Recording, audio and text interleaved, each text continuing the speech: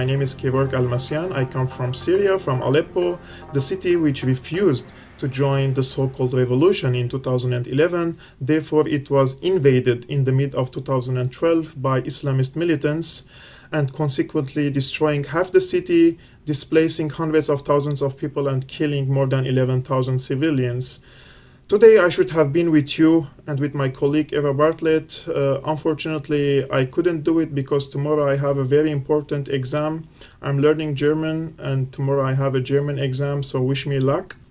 However, I endorse what Eva Bartlett will say today and is saying in the last couple of years, in whether it's written or in the media, because Eva was a good ambassador for the voices of millions of Syrians, and she delivered their voices to the Western audience, to the audiences like yourself, and she tried to balance, to create a balance in the coverage of the Syrian war, because unfortunately, since the beginning of the war in Syria, the vast majority of the mainstream media outlets were very biased in favor of the Islamist militants, calling them moderate rebels or freedom fighters and etc. Today there might be some supporters of the so-called revolution outside the hall, and they might try to interrupt this session, and I believe they are against freedom of speech. They try to silence anyone who tries to say something, let's say, to have another opinion for them. Now they are in Britain. These supporters, they might only try to disturb you by their flags or by some disruptions, but in Syria their companions and their colleagues are beheading people for having different opinion. That's why we are fighting these people. People like Eva Bartlett are fighting in the media for the people to have the right to say whatever they want. She is fighting for freedom of speech. I'm also fighting for the freedom of speech. If you want to follow my work, I have a YouTube channel called Syrian Analysis. You can find it on YouTube, and we can communicate there as well. Thank you very much. Good evening, ladies and gentlemen. Welcome to Syria Lies and Videotape. It's a real honour and a pleasure this evening for Frome Stop War to be hosting Eva Bartlett. She's certainly been on our wish list for some time now. When we reflect upon images of wars gone by, many poignant scenes spring to mind, and they'll of course be different for each of us individually, and they will have affected us in different ways. I think one of the images which moved me the most and sticks most in my mind is that of the terrified women and children of My Lai, cowering and crying just seconds before the US troops opened fire upon them. It's a real harrowing image, certainly one of those that best exemplifies the true horror and cruelty of war. One wonders if these images would ever find their way onto the pages of a mainstream news publication in these times. I'm not trying to contradict the fact that there wasn't a massive propaganda machine at play in the Vietnam War. But there was an attempted cover-up. Although there was an attempted cover-up of the My Lai massacre, the story was eventually broken by the formidable journalist Seymour Hersh, along with a handful of brave US soldiers. The interesting thing is that the massacre was still brought to the attention of the US public while the Vietnam War was in full effect, and it did find its way onto the pages of some quite mainstream news publications, I think the New Yorker and the Washington Post. It's safe to say that definitely the fallout from the publishing of this story added fuel to the already raging fire of anti-war sentiment in the US. And it was one of those pivotal events that helped to usher in the end of the Vietnam War. I think this highlights the importance of what documenting such atrocities actually does and the impact that good journalism can have. But there hasn't been such a massive public outcry with regards to the atrocities that have been committed in Syria and the Yemen. No march like the one we saw back in 2003 when 1 million people took to the streets of London to say no to yet another illegal intervention. And we have to ask ourselves, why is this? Do the public not care anymore? I don't think that's the case. I think the British public does care. But the truth and the narrative regarding Syria has been so heavily guarded and so manipulated by corporate media that I think the vast majority of people are just simply unaware of the full extent of what's going on over there. So tonight, Eva will discuss some of the slick imagery and the storytelling to which we have been subjected to by corporate media.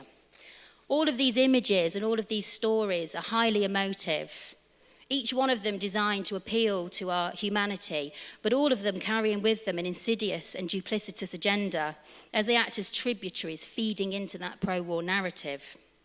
Indeed, our media seems to conveniently forget the elephant in the room, the real villains in Syria, those extremist mercenaries.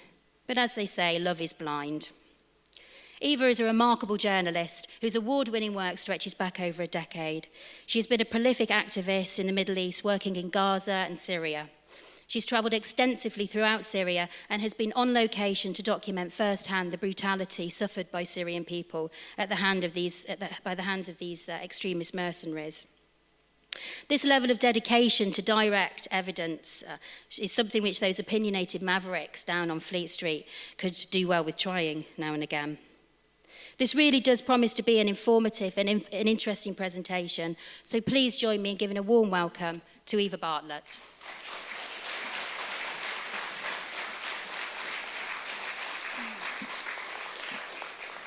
Thank you very much. I'm very glad to be here tonight. I've seen some of the other excellent speakers that have come to Frome, and I've long been wanting to come here, so I'm really pleased to be here. I'm very grateful to Sheila and everybody who organized this, and to yourselves for coming here. I'm aware that some people have come from London and perhaps further away, so thank you. I know that someone has driven Sue, I think, 500 kilometers or so to come here, so really thank you so much. A Twitter friend and now a real friend in life. Excuse me. It amazes me that in 2018, people are still confused about what's going on in Syria, what has gone on in Syria. Confusion in 2011 and 2012 is understandable, because then it was not so clear to everybody what had happened in Syria, and it was not so clear that this was a long-plotted foreign war on Syria.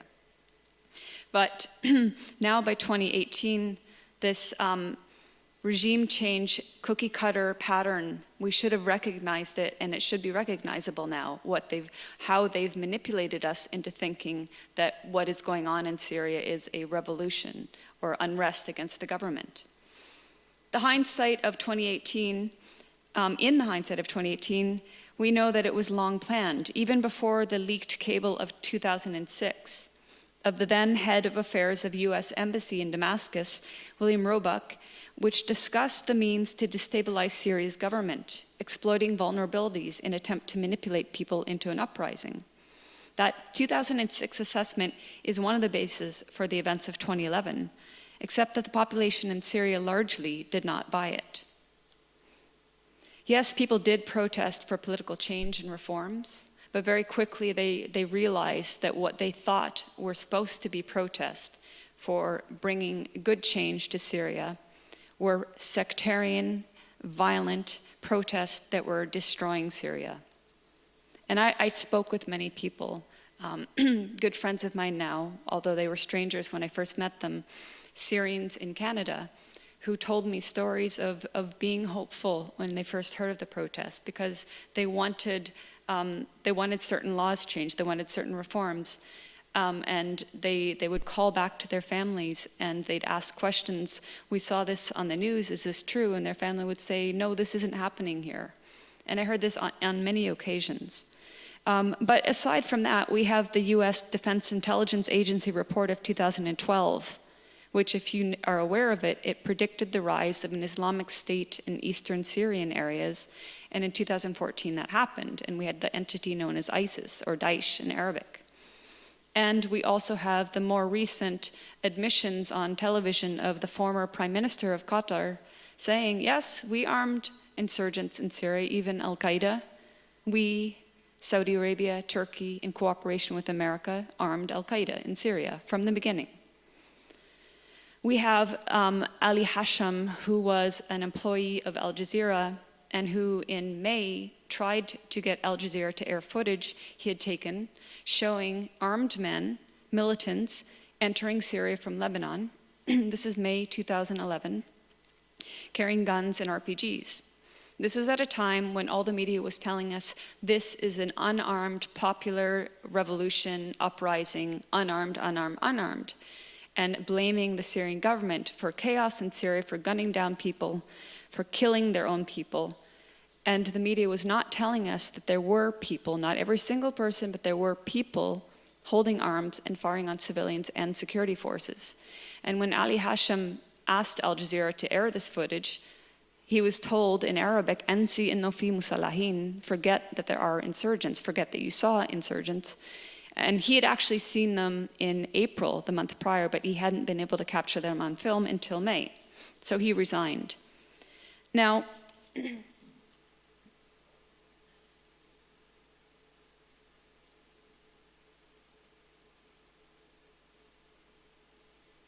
we've heard Assad is killing his people. So since events began, that was one of the constant refrains we heard was Assad is killing his people.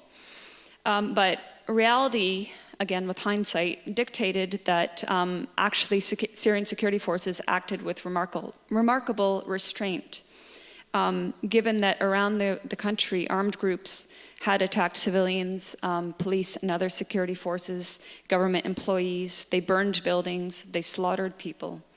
And in the very first protest, the chants, yes, there were people who wanted changes, but there were also many people saying, murder the Alawites, grind them up and feed them to the dogs was one slogan. Send the Christians out of Syria. The Christians who were from Syria, where Christianity emerged, send them out of Syria. In an article I wrote in October 2015, I cited Professor Tim Anderson, and he wrote an article about the violence in Daraa. And if you're not aware, Daraa is a city in the south of Syria where protest began in 2011.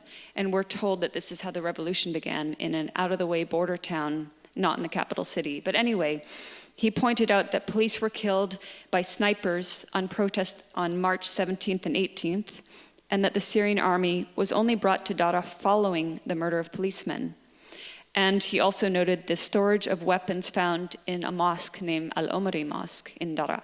And interestingly, after he wrote this article on another trip to Syria, it turned out my taxi driver was a soldier. And this is very common in Syria because unlike some of these moderate rebels, soldiers get paid a pittance. And some of these moderate rebels get paid very well. But in any case, he was driving a taxi to make ends meet.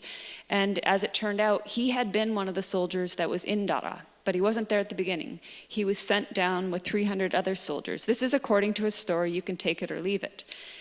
He said he was sent down with 300 others.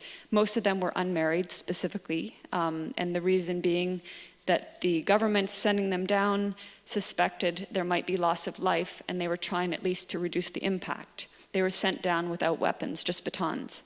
And he told me that for 3 Fridays, they were attacked by mobs of people who had a variety of weapons, be it guns, knives, Molotov cocktails. They were chased. The first Friday, over 20 policemen were killed. And for 3 Fridays, this ensued, and they kept asking, give us weapons so we can defend ourselves. And the government's stance was they wanted to minimize what was going on. They wanted to reduce the tensions, but that wasn't possible because there was a determination to fire off events in Dara, and it did fire up. Prem Shankar Jha wrote an article called Who Fired the First Shot? And he described the slaughter of 20 Syrian soldiers outside of Dara 1 month later by cutting their throats and cutting off the head of one of the soldiers, a very moderate rebel practice. Journalist Sharmeen Narwani, who I cannot encourage you enough to read her articles. She wrote Syria, the Hidden Massacre, and investigated the early massacres of Syrian soldiers, noting that many of the murders occurred even after the Syrian government had abolished the state security courts, lifted the state of emergency, granted general amnesties, and recognized the right to peaceful protest. And that last line is very important. They recognized the right for Syrians to come out and protest. But even so, massacres occurred, and it was massacres of Syrian soldiers. And there's an incident in April 2011, a farmer named Nidal Janud was slashed to death by unarmed protesters. So now I've spoken about this, but I want to also highlight that, as I mentioned a few moments ago, there have been instances in which we were told something was happening in one city, and it was shown in Al Jazeera or shown in other channels, and people in that city said, well, it's not happening. So I want to let you listen to somebody from one of these cities, an American woman named Lily, who's lived in Syria for 2 decades, and her son Stephen, and they live in Latakia, and I'll let you hear what she has to say about one of these instances.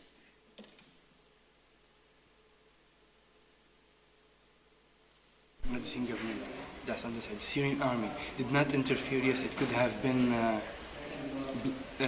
bloodbath. April the 1st of 2011 was the first day that I read a report online in the Los Angeles Times detailing a so-called peaceful protest in Latakia, which had turned violent, and I responded to the author of that article, found her on Facebook, and I discussed this with her because all of her details were wrong. She had lied throughout the whole report because I live here, and that day was a Friday, and I had been all over the town on various chores, so I had been in every spot shopping or visiting or doing something that she had reported on, and none of those details in her report were true. She admitted that she lived in Beirut, had never been to Latakia, and had heard these rumors. They had been told to her by others. The others, I must assume, they were opposition activists that knew where she lived in Beirut and knew she was a journalist for the Los Angeles Times, and they fed her this false information. So she published it. She then told me to contact her editor by email, and that she would love to have an private interview with me to get the true details. I wrote to her editor 5 times, never replied, and then I replied back to her. Again, never replied. What publication was that? Los Angeles Times. At the very beginning. So I hope you noticed that she said that the author wasn't even in Syria. And this is not the only example of this. The whole interview with Lily and her son Stephen is on my YouTube if you'd like it. You can find it, Eva K. Bartlett, on YouTube, or go to my website, my blog, and you can find videos there. Anyway, since the beginning until now, we've heard Assad must go, as if it's our choice what Syria's leadership is. We have no right to choose who the leader of any country but our own is. We've heard it from Obama and Hillary and Erdogan and other would-be interventionists to now US Secretary of State Rex Tillerson. They've been calling for Assad to step down, but from 2011 until now, Syrians have had a different idea. Now, this is a photo showing, well, apparently, according to Al-Manar, which is a Lebanese channel, there were 2 million who came out in 2011 to protest, to demonstrate in support of Assad and their government and their country. And this isn't the only example. I can provide a link to you if you're interested, but in the article I cited from a few moments ago, I provided numerous examples around Syria, not just in Damascus, of Syrians demonstrating in support of their president. So, in any case, in terms of sources, when corporate media was reporting on, for example, Aleppo, in 2016, Aleppo is the hot topic regarding Syria. And there were a number of sources which corporate media was relying on, aside from the fake human rights groups that are tied to the US State Department. And aside from the 7-year-old girl that could not speak English but was miraculously tweeting from eastern Aleppo, where it was very difficult to get an internet signal, and yet tweeting in perfect English slogans like Holocaust Aleppo and calling for intervention in Syria or World War III. But aside from that, there was one particular source that I just cannot believe CNN and other outlets cited, and that was the former comedian Bilal Abdul Karim. Bilal was embedded in areas with Al-Qaeda and other extremists, and he even praised Saudi terrorist Abdullah Mahaisni, and yet CNN would present him as an independent source of credible information on Syria. When Aleppo was being liberated in December of 2016, after years of hellish rule by these extremist factions, Bilal claimed civilians did not want to go to, quote, regime areas. But when I was in Aleppo in November 2016, I met civilians who very much did want to go to government areas, and they risked their lives twice before, on the third time, succeeding in fleeing the extremists we have sent to Syria. They fled to a government area and were given shelter and food and medical care. And my colleague and dear friend Vanessa Beeley was on the ground in December 2016. I'm sure many of you are aware of her and her excellent work. And she took harrowing and heartbreaking testimonies from civilians who had been in eastern areas of Aleppo occupied by terrorist factions. I would really encourage you to go to her YouTube channel, and I do have a screenshot I can put up at the end for you. But the testimony she was taking contradicted the story of Bilal, that civilians did not want to go to regime areas of Aleppo. Why would they want to stay in areas where terrorists are oppressing them and denying them basic health care, food, and medicine? I returned to Aleppo this past June 2017, and I spoke with the residents there who had come back when peace had been restored. I saw the children's and eye hospital complex, in the basements of which prisons had been manufactured to hold civilians from the area and try them in Sharia courts. And again, these were hospitals, and the media was talking about hospitals for pretty much all of 2016, not recognizing that terrorists had militarized hospitals and turned them into their headquarters. Addressing the propaganda that is so often disguised as journalism, award-winning journalist and filmmaker John Pilger said, Edward Bernays, the so-called father of public relations, wrote about an invisible government which is the true ruling power of our country. He was referring to journalism, the media. That was almost 80 years ago, not long after corporate journalism was invented. It's a history few journalists talk or know about, and it began with the arrival of corporate advertising. As the new corporations began to take over the press, something called professional journalism was invented. To attract big advertisers, the new corporate press had to appear respectable, pillars of the establishment, objective, impartial, balanced.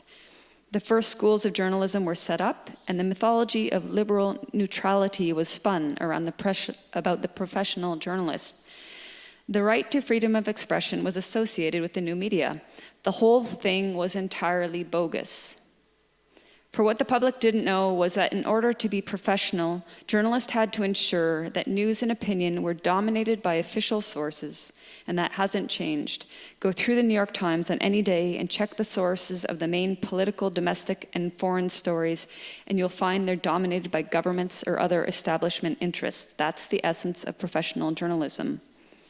So on that note, I will go into some of my own experiences, because I think that might be what you're interested in hearing about. I'm sorry this photo isn't a bit larger, but at one point, Homs, the city of Homs in Syria, was known as the capital of the revolution. And in mid-2014, there was a deal which saw the extremist factions extracted from Homs, just as they were from Aleppo in December 2016. In June 2014, I went there on my very first journalist visa, and I met this couple, the Akhras family, and they had stayed in their homes, and they were subject to terrorists coming and thieving and looting and taking every morsel of food. And they suffered starvation due to the terrorists, which our media was still calling rebels, freedom fighters, revolutionaries. When I was in Homs, I also met a man who had been a friend of the late Dutch priest, Father Frans van der Loot, who had been a priest in Syria for, I believe it was over 5 decades, and who was 75 years old when he was assassinated in April 2014 by one of the rebels bringing freedom to Syria. But what's notable about Father Frans is that he didn't choose a side. He was actually neutral somehow, but he wrote about what he saw. And he said, he wrote of witnessing armed men among the early protests who began to shoot at the police first. Very often, the violence of the security forces has been a reaction to the brutal violence of armed rebels. And other people that I met in Homs spoke of the sectarianism they endured. A man who had a Sunni name, but who was actually Alawi, told me about protests under his balcony. He was in a rented apartment, and he said this area was particularly sectarian, and they were talking about killing all the Alawis, and they didn't know he was actually Alawi because of his Sunni name. And since we're on the issue of sectarianism, Syrians don't, the Syrians I've met throughout Syria do not identify by their faith. They identify as Syrians. And I've had Syrians tell me again and again and again, we always got along. We intermarried. We shared one another's faiths, or holidays, I should say, celebrations. And in the villages of Fu and Kafraya, which never merit any sort of media attention, but which should, they are described as Shia villages. But I have a friend from there, and he said the same thing. He said, we used to intermarry, Sunni, Shia, and same thing. There was no sectarianism. Over and over again, Syrians insist to me, tell people, this isn't Syria. This is from outside, and we know where it's from. It's from Saudi Arabia, Qatar, and Turkey. In June 2014, I'll just show you these before I move on. This is from Homs, since we're on the subject of Homs. I went back in December 2015, so a year and a half later, and much had been cleaned up, rebuilt, stores had opened, a school had been rebuilt, and this is just outside the school. And it was December, and people were preparing to celebrate Christmas for the first time in years. So remember when I said that Bilal Abdul Karim and also most corporate media said Aleppo fell? Well, this is another fallen city, which when it fell, people came home and started rebuilding and celebrating their traditions again. So I mentioned Malula. Malula is an ancient Christian city to the north of Damascus. And I visited in June 2014, 2 months after it was liberated of Al-Qaeda and other extremists who had held the city, the town, for 8 months. And when I was there, the damage was still very fresh. It's a historic town with ancient relics, and what could not be thieved was burned. What could not be burned was stabbed and torn or shot up with bullets. Their history was almost destroyed by these freedom-bringing revolutionaries. I went back to Malula in July 2016, and I saw things had improved, shops had opened, kids were back at school, and I met this woman, Antoinette. And she told me of how her brother was assassinated and 2 of her relatives along with him. And what had happened was all of them were hiding in a little storage room, a little storage cave in their home when terrorists had entered the town, and they could hear them firing and screaming. And so they hid, and terrorists came to the home and demanded the 3 men come out, the 3 young unarmed men. And when the men came out, they were forced to convert to Islam. Of course, this is extremist Wahhabism, not real Islam. And they said that they had been born Christians and they would die Christians, and they did die. They were shot on the spot, executed. And then these terrorists shot into the home of Antoinette. A bullet ricocheted and went through her chest. And they later threw a grenade in, which tore her elbow off. And she lay on the floor for hours bleeding. And a local defender was able to, through gunfire, make his way to the home because he'd heard, I can't remember how they knew she was in there, but they were aware she was in there, and her elderly blind father also was in there, and a few other relatives, her aunt was in there, and he was able to rescue her and take her to safety.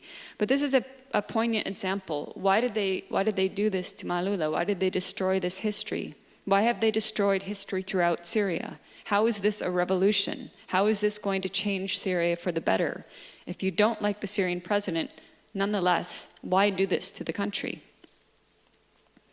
In Homs, there's a district called Al-Zahra, and it is a district where there are many Alawis, but there's also Christians, and there's also Sunnis.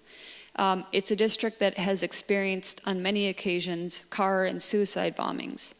And what usually happens with corporate media is they don't deem it important because it doesn't suit the narrative, which is Assad is killing his people, that narrative. I went to Al-Zahra in December 2015, just 2 or 3 days after one of these. It was a triple bomb explosion, and I talked with residents. It was a horrifying scene. The sorrow and pain was so great, but they're also so strong and dignified. But I later learned that, no, this isn't strictly one sect area. Christians from a village of Sadad had fled ISIS and taken refuge in Al-Zahra. Sunnis had shops in Al-Zahra. It was a mixed district. But again, because it didn't involve Russia or the Syrian government, the media just completely obfuscated on the loss of lives, the terrorism in these areas. Now, I've been to Aleppo a number of times, as has my colleague Vanessa Beeley. When I went in July and in August, in the countryside of Aleppo, I saw these things, and these are cooking gas canisters which have been rigged up to be rockets, explosives, fired by hell cannons.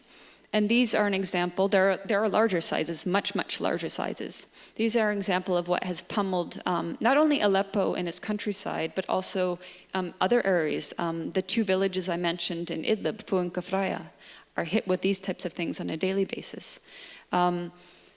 I saw this when I was going to a village called Nubal, which had been under siege for a couple of years and had been liberated by the Syrian army, and almost nothing in the corporate media on their suffering. But in Aleppo, when I went in July, at that time there was a lot of talk in the media about the last doctor of Aleppo, the last pediatrician of Aleppo, the last expert of Aleppo, and later on the last clown of Aleppo. I wasn't so interested in clowns, but I was interested in doctors, so I went to the Aleppo Medical Association, whose head, Dr. Zahar Battle, said, "We have 4,160 active doctors in Aleppo." And he gave me a list of the different specialties, and I tallied them up, and there were 800 specialists. So I already knew it, but it's nice to confirm your suspicions. What I suspected was, number one, the media was lying. Number two, they weren't referring to all of Aleppo. They were referring to certain areas of Aleppo where the revolutionaries were, Al-Qaeda. And so meeting these doctors, and particularly one specialist, Dr. Nabil Antaki, and hearing from him his stories, including his treatment by the media, so it confirmed my belief, because until then I thought maybe some of the media was going to report a little bit honestly, but it confirmed my belief that to report on Syria, if you are corporate media affiliated, you have to toe a certain narrative. In Aleppo, I also went to public areas. I went to parks that were hit with different explosives. The Central Park had been targeted by explosives over 50 times. In the summer of 2016, there was a family, a woman and a child sitting on one of these park benches, and when a missile hit near them, of course, they were killed. We don't hear these stories, but this park was a refuge not only to everyday people, but also to refugees. And I know the media cares so much about refugees. There's at least 7 million refugees within Syria, in government areas. They've fled the areas where there's violence and fighting, and they've fled the areas where there are terrorists. And they've taken refuge, given housing, or found their own in government areas. And in Aleppo, many of these people were staying in overcrowded apartments with family members, or in shelters, or I've visited some of the IDP centers. And in summertime, they would go to the parks to get some space, some air, some relief. And these parks were attacked by people that said they were bringing freedom to Syria. I also went to the University of Aleppo, where their residential area, which was meant for students, 16 of the 20 buildings were housing internal refugees from eastern and other areas of Aleppo. They had fled those areas. They'd come to the government side for security and to live. This is one of the buildings. And if you look in the top right-hand corner, you can see one of the windows is slightly larger. It's because a missile hit there and killed 4 members of a family that were in that room. And these are refugees that had fled another area of Aleppo to take safety. And they had nothing to do with politics, the government, but they were killed simply because they weren't in support of the terrorists themselves. I mentioned hospitals, doctors. I wanted to say about hospitals because also in 2016, we were hearing a lot of news about hospitals being hit by the Syrians or by the Russians. And we did not hear a whole lot about this particular hospital, which was a maternity hospital called Dabit. And on May 3rd, I believe it was, 2016, militants fired some sort of missile which landed on a parked car right outside the hospital, which exploded and internally gutted the hospital, killing 3 women who were inside and injuring many more. You would think that would merit some media attention, but it really didn't get a whole lot of attention. Certainly not outrage, certainly not worldwide condemnation. A week later, workers who were on the roof working and repairing the building were injured when a mortar landed on the roof. This hospital was called Al-Kindi, and it was the best cancer research treatment hospital in the region, and was taken over by Al-Qaeda in Syria. I believe it was 2012 when it was taken over.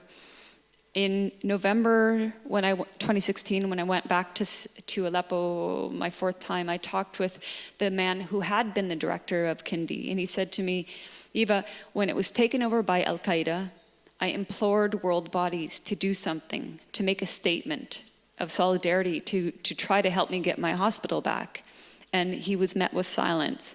And when it was later truck bombed and destroyed, he was met with the same silence. But we're always hearing about hospitals in the media. Why the silence? And that's a rhetorical question. So I was also on my 3rd visit to Aleppo there on a day, November 3rd, when it was heavily bombarded by a variety of explosives, including gas canister bombs, mortars, missiles, and there were also snipings, because the revolutionaries on the east side or wherever they were holding out will snipe at civilians. It doesn't matter. And I happened to be at one of the main hospitals called Razi when wounded and maimed and, murdered were brought in. And so I do have to warn you, there is some graphic footage in here, but these are images that you probably won't see in our media, but these are Syrian lives. These are some of the almost 11,000 people that were killed. Just simply civilians, not even including security forces, that were killed by the bombings and snipings of terrorist factions in Aleppo.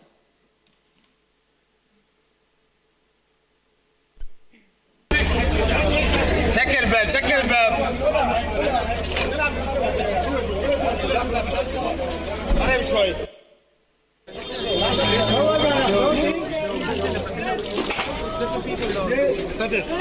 Which hotel? Old Town. Sorry, for the camera, what was the name of the place? Abara, in the old city. Hey. We just passed by it. Yes. Yeah. And what hit there, a mortar, a rocket? A rocket. Do we know how many people were killed? And this rocket? 7. Total now 9 people. 9 people in total now, including the 7 just now they're bringing them. 7 in the old town.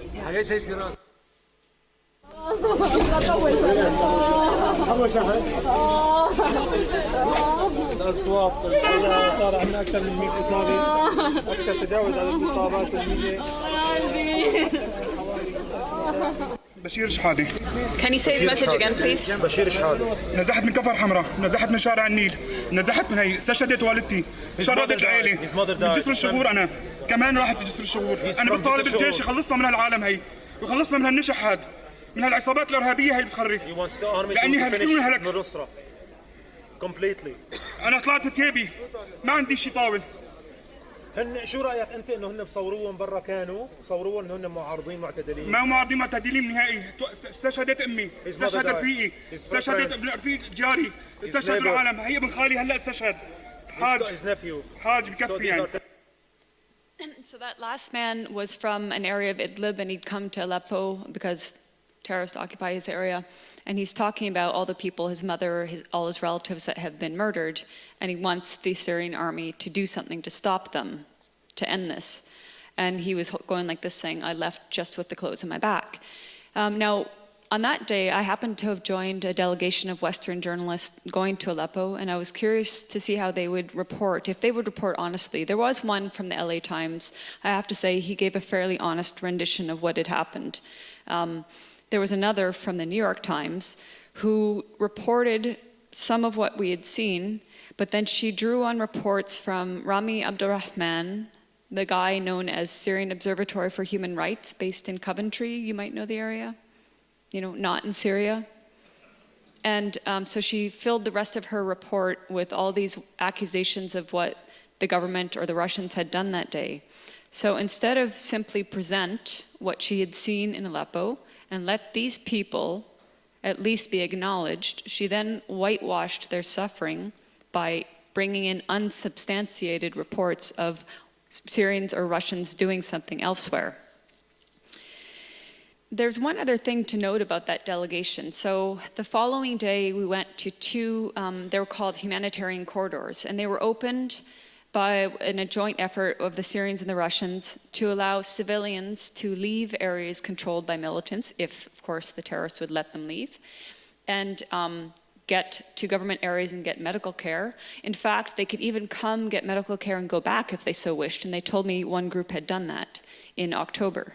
But on this day, on the Castello Road crossing, we waited for nearly 2 hours. We were still waiting to see if any civilians would leave, and there were ambulances lined up ready to give medical care. But we were forced to leave when 2 mortars landed on the crossing, the second one within 100 meters of where I was standing. Now, the corporate journalists I was with had run off and put on their flak jackets and helmet and then sat in the bus. But I was still on the crossing talking, and then I was told to get off the road. But before that, we went to another one called Bustan al-Qasr, And there, one of the journalists asked the general in charge there, and she said, she was referring to the video you just saw, the man who said, "I want you to destroy them." And she said this to the general. "We talked with some people yesterday, they're suffering." So it was a good question, it was an honest question. "They're suffering, they say they want you to destroy the eastern area so the terrorism stops." And the general replied, "We can't do that, there are civilians there." And I know the media has done everything in its power to imply that Syria is acting like America and Israel and bombing entire neighborhoods into non-existence, but they were in truth waging a tactical war against terrorists. The fact is, terrorists do embed right in civilian areas. They fire their hell cannons and then they go underground. And if there is retaliation against the point where the hell cannon has been fired, and if there are civilian casualties, that is not the same as what America did in Raqqa. America in Syria and in Iraq has killed, it's tens of thousands of civilians, is it? Or is it just thousands? Just thousands. They've killed so many civilians. And Israel in eastern Gaza, in Shijai in summer of 2014, flattened the neighborhood, killing civilians in that area. So it's just a bit of perspective. These humanitarian corridors, the military sieges, they're ways to enable the terrorists to either, if they're Syrian, lay down their weapons and take reconciliation, and if they're not Syrian, to be given remarkably safe passage to another area. Can you imagine your government or America giving terrorists safe passage in order to restore security to an area? I can't. I think they just bomb the hell out of the whole area. So my last comment I want to make about Aleppo, I could say a lot more, but I want to speak about some other areas, and I really would encourage you again to look at the work of Vanessa Beeley, who's spent so much time on the ground in Aleppo investigating the things I've talked about and many other elements, including what we'll talk about soon, the white helmets. But I want to play this video because it's important to acknowledge that the man on the left, Krishnan Gurumurthy, who is a reporter for UK's Channel 4 News, and had been in Aleppo many times and had been producing blatantly war propaganda videos and news, is talking to Aleppo resident and MP Faraz Shahabi. And I want you to listen to their conversation, particularly the end, but also his body language. To me, he reeks of somebody who's not telling the truth and knows it.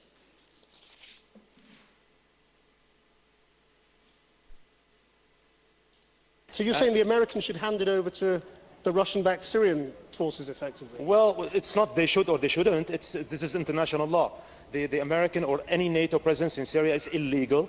So basically, Raqqa or any other city where they are should be handed over to the Syrian government. This is the legitimate Syrian government. And one more thing, this is, you said earlier, this here wasn't rebel-held, this was Nusra-held territory, where we at now. You have got most of your city back, but many of the people who you said were your people have left. They've gone with the rebel forces to Idlib. Actually, so how can you ever restore the full balance of this city? Actually, most of the people from the eastern parts of Aleppo are around you now. They are here. A lot of these Nusra fighters were killed. 5,000 civilians that are Islamic Brotherhood, minded, went with them. The remaining people from eastern Aleppo were able to come back. Actually, 90,000 people just last month came back. Whatever happens in the rest of the country as you're taking more territory, and there's no doubt you are, the West, well, Washington and London, still wants there to be a reckoning with President Assad. They still say he can't be part of the future long term. Well, it's not what they say. We don't care really what they say. You just don't care? No, we just don't care. It's what we say. We want anyone who wants to rule our country has to go through the ballot boxes. We have a parliament, we have a constitution. It's not any country in NATO that can appoint our presidents. We choose our president. But how can you restore Syria to some sort of international balance when half the world thinks its president is a war criminal? Well, first of all, half the world or quarter of the world, it is when they stop meddling with our affairs and stop supporting terror groups. They've been calling the Nusra moderate rebels. Look at I just remind you of the Channel 4 which they owe us an apology. Well, let's not get into history. Listen. No. In December, the coverage was moderate rebels fighting the Assad regime forces. It turned out that these moderate forces were Nusra, they are now in Idlib. It turned out that the majority, 1 million people of Eastern Aleppo are coming back to Eastern Aleppo. It turned out that we unified the city, and the first time in 6 years we can stand here in front of the city. Farah Shahabi, we're not going to reopen that old argument. Farah Shahabi, I lied, and I'm just not going to admit it. It's just disgusting, reprehensible.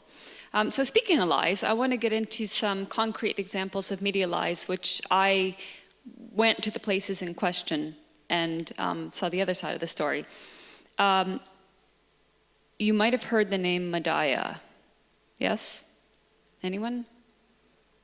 Madaya is a town, a hillside town in a very pretty area west of Damascus. And January 2016 was the key word in media. It was the buzzword. And we were told that people were starving, and 40,000 people were starving in Madaya. And it was all due to Syria and Russia, because always it's Russia as well. And we were subject to images like this.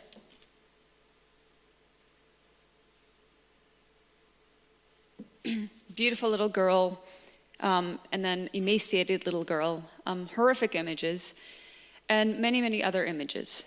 And the barrage of media propaganda around Madaya was relentless. And I mentioned the villages of Fu and Kafraya already. So, Madaya was under military siege. Yet the government was sending in, and with the coordination of aid agencies, was sending in food and medical care. And even the Red Cross, the ICRC spokesperson, confirmed that in October 2015, saying, we sent in truckloads of food, enough to last for months. But come January, there was starvation in Madaya. And so the Syrian government continued to send in shipments. And at one point, Syria's ambassador to the United Nations, Bashar al-Jafri, said that he talked with the United Nations and was saying he wanted to send some more in, and they refused in January, I believe it was, but don't quote me on the date. In any case, the villages of Fu and Kafraya had been under full siege since March 2015. To the deafening silence of the media, of the UN, of all aid agencies. Fu and Kafraya had also been severely bombarded on a near daily basis by the hell cannons, by other mortars and missiles, and they were being sniped at. And there was no mention of their starvation. The focus was Madaya, and there's a hashtag, Madaya is hungry. And the originator of that hashtag was the Saudi terrorist Abdullah Mahesni, because he cares so much about civilians. In any case, when I went to Madaya in June 2017, I was able to speak with civilians there, and I learned that Madaya had been occupied by terrorists. Terrorists had hoarded the food, just like they did in eastern Aleppo. They'd denied civilians medical care. And when I was walking around, I came across a room that was being used to manufacture munitions, and there was still the remnants of shells used to make bombs. And there's this box sitting outside it, and it was a Red Cross parcel packaging. And so this box was sitting right next to the bomb factory, and above the bomb factory was a storage room that had contained many, many more food and aid parcel boxes. This was belonging to the terrorists. This is one example, and it's the juxtaposition of the food aid parcel next to the bomb factory kind of spoke volumes. Why was there no food for civilians in Madaya? Because the terrorists were hoarding the food. Even Reuters went to Aleppo after it was liberated and spoke with civilians and produced a report with the civilians saying exactly what I'm saying and what Vanessa Beeley has said and what civilians she spoke to had said. We were starving because we couldn't get access to the food. If they would let us have food, it was selling it to us at rates we could not afford.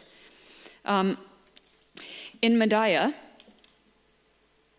when I was there, it was like a normal scene. Shops were open again. There was food. And I spoke with civilians in different areas, and I also met with an employee who had worked at the municipality in a nearby village called Bukain. And he himself was shot, and his colleague was killed by terrorists simply because he worked at that municipality. He was an employee, a government employee. It's like being a postal worker. He was not carrying a weapon. He was not security forces. He was just working at the municipality. And for that crime, at least he wasn't killed like his friend or colleague. Now, I also went to an area called Al-Wayr, which is a district of Homs, the west side of Homs. And Al-Wayr was also under military siege. I had been there at the edge of Al-Wayr in December 2015, standing at a Syrian army military checkpoint and looking down the road at, it must have been a Free Syrian Army checkpoint, one of the militant groups that was occupying Al-Wayr, roughly 100 meters away. And people were entering and leaving. There was a military siege on Al-Wayr against the militants, but people, civilians, were allowed to leave. They had their bags searched, and they could come in with produce and bread and stuff. There was a bread factory with the wheat provided by the government, producing bread. The civilians of Al-Wayr were working at the factory, and people would come and get their bread bags and go back in. And yet, people in Al-Wayr were somehow starving, and food aid was going in. When I was there in December, I saw trucks of food entering. And it didn't get as much attention as Aleppo or Madaya, but nonetheless, you will find reports blaming the Syrian government for people starving in Al-Wayr. When I went there in June 2017, I heard again the exact same thing from civilians that we've heard from Aleppo, Madaya, and other places occupied by Al-Qaeda and other extremists. But in this photo, this was interesting to me because as I was in a taxi with a journalist and the taxi driver, that's it. And the journalist is from Homs, so she was very helpful for getting around. And we pulled up to this building. We said salam alaikum to the people, and they didn't want to talk, and they just continued with their digging the rubble. And there was, in an upper window, a hand kind of poked out and waved for me to come here. So I went with my journalist colleague upstairs, and there was a woman there, and she said the men below were fighters. And when a truce was made in Al-Wayr, the same offer of amnesty and reconciliation was given to people there. Some militants chose to leave and go to Idlib, some chose to stay. So the men in this photo, I don't know their names, but they had been fighters, and I asked the woman, but did you know them before? She said, of course I knew them, they were my neighbors. I said, well, are you afraid now? I mean, they were holding guns potentially against you. And she said, I'm not afraid now, the army is here. And this is something I hear over and over again, and it's quite logical, it makes sense. I would prefer a soldier who's defending their country rather than a terrorist, especially one that's not even from their country. But the reconciliation movement is something we don't hear about in our media. And if you hear about it, they say it's a sham. But when I met with the Minister of Reconciliation in June 2017, it was something like 80,000 or over 80,000 people had taken reconciliation. And this is another peaceful way to bring security to Syria. All we hear is the government is killing their people. We don't hear, and those are usually not true claims. Yes, there are casualties of war, and also on the Syrian Arab Army side. We never hear about the casualties of the Syrian Arab Army or other defenders of Syria, and there are many. And there are many people who are volunteering in the National Defense Forces or in local committees, for example, in Ma'lula, to defend their country. And we don't hear about their injuries or their deaths. We only hear the stories the media wants us to hear because they're trying to paint this image, they're trying to brainwash us into accepting them bombing Syria and controlling Syria like they've done to Libya. So I'll talk a little bit more about media hoaxes. This is going to get more interesting for you.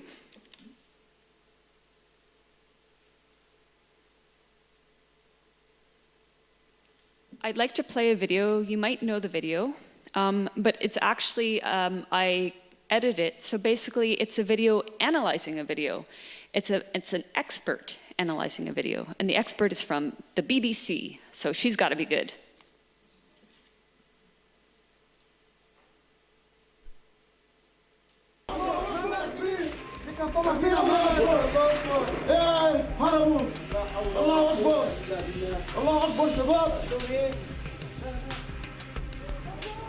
There has been suggestions that it may have been staged. So we can definitely say it is Syria, and we can definitely say that it's probably on the regime front lines. We see in the footage that there is a barrel that's painted on it the Syrian army flag.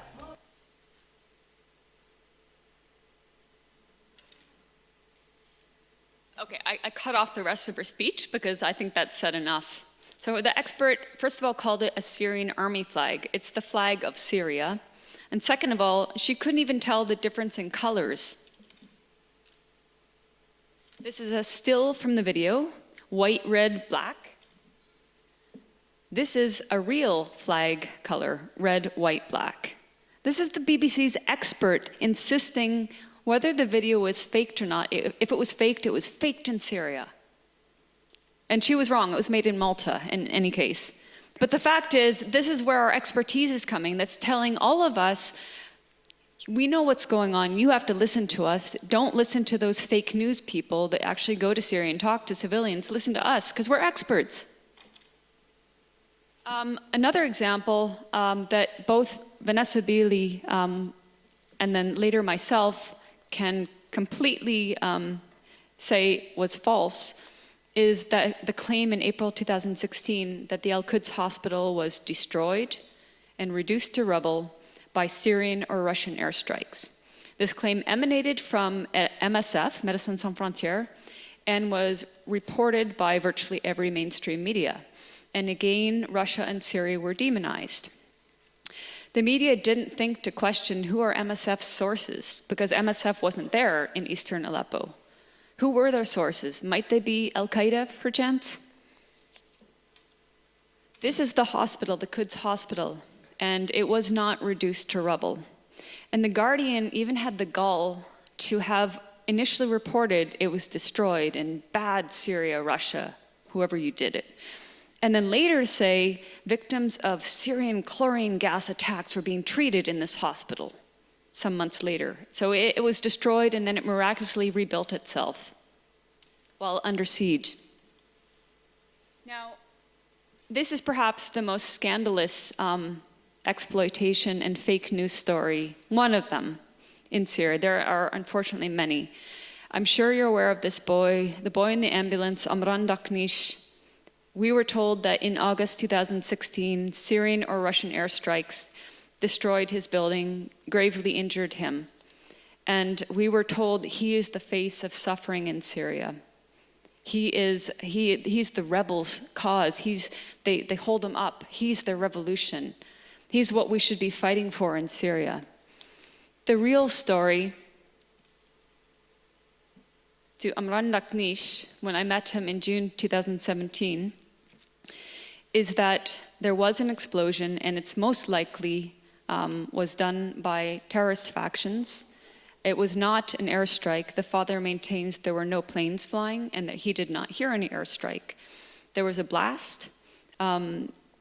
Everything went dark, and while the father gathered his family members into the safest room in the apartment, Amran went missing, and later the famous photo was taken. Now, if you've seen the video footage of that, you may have noticed that he sits there for a very long time blinking while the expert medics, including white helmets, I believe, give him absolutely zero medical attention. And I, having volunteered with medics in Gaza, riding in ambulances during the 2008-2009 massacre in Gaza, know that no medic would ever not give treatment right away, especially not to an injured child. And we were meant to believe this child was gravely injured. The other thing that Mr. Daknish told me was that the boy's injury was mild. There was blood on his face. Some of the blood was his own, but he was not gravely injured. He was hounded by terrorists, demanding him to tell their story, that it was an airstrike. They tried to bribe him with money and also saying, we'll take you to Turkey, we'll give you safe passage. He did not want to leave Syria.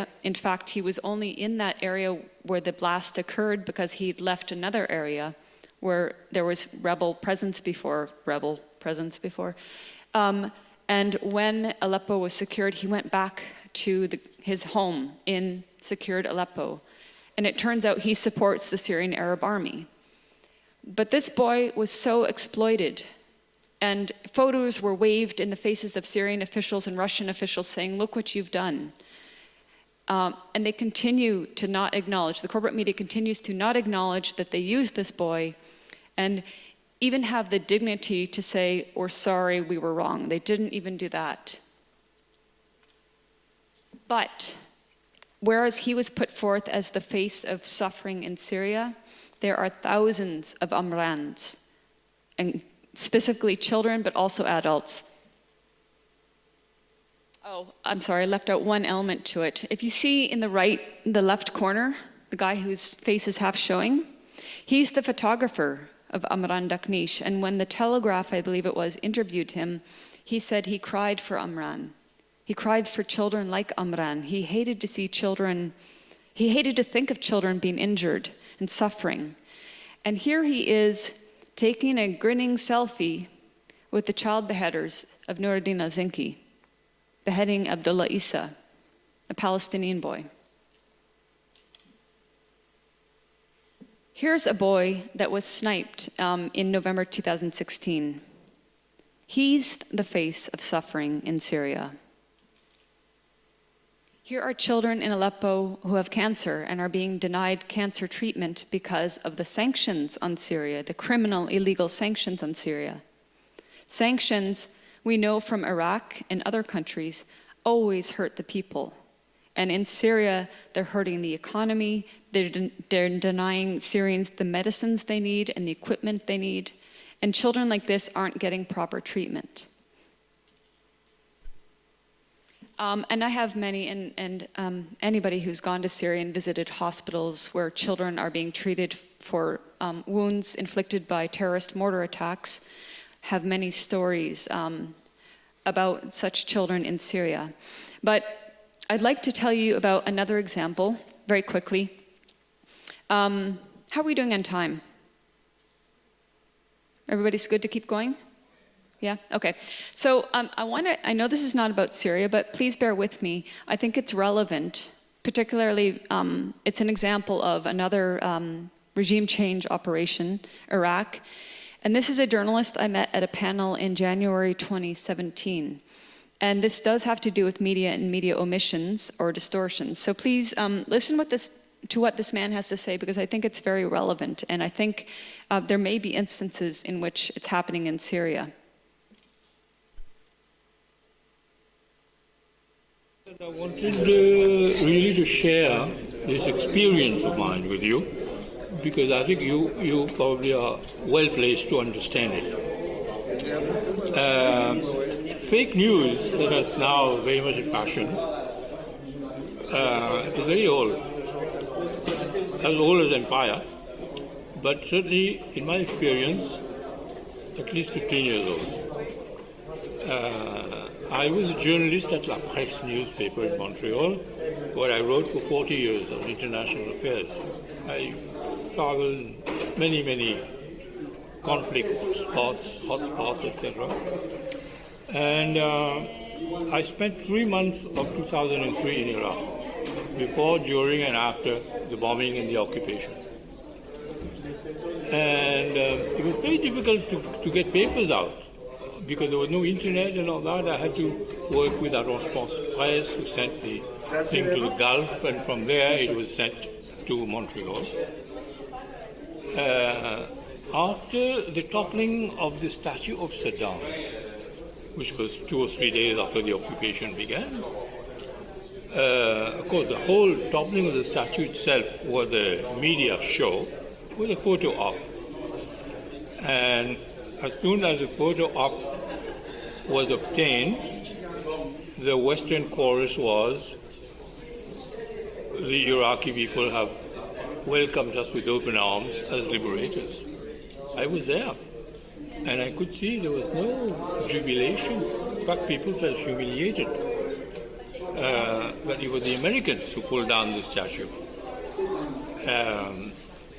But the following day, I wrote a long piece where I basically said, it is now that the Iraq war begins. Now that the occupation is setting itself in place. I wrote through 1,400 words. With difficulty, I managed to get that piece through Agence France Presse to be sent to my paper. One of the journalists who just interviewed you from La Presse, she at that time was my boss, and she blocked my paper because all my editors would believe what CNN was telling them, and they refused to believe what I was telling them from the ground. She took a 1,400-word article, she massacred it, cut it down to 400 words, changed the whole sense of what I was trying to say, and she kept my byline. In 40 years, that is the worst case of censorship I met at the hands of my bosses. And this very woman who is here interviewing you, I'm curious to see what she will be writing after interviewing you.